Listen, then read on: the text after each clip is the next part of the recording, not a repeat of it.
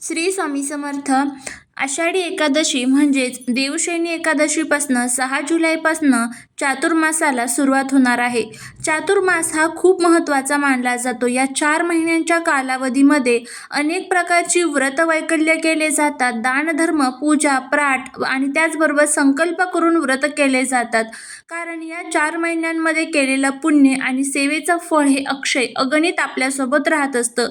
या चातुर्मासाच्या कालावधीमध्ये जी 3 शुभ कार्य आहेत ती चुकूनही आपल्याला करायची नसतात. त्यामध्ये लग्न असेल, मुंज असेल, त्याचबरोबर घराचा गृहप्रवेश असतील, तर अशा ज्या गोष्टी आहे, घराचं बांधकाम असेल, या शुभ गोष्टींना चातुर्मासामध्ये संपूर्णपणे वर्ज्य मानले जाते.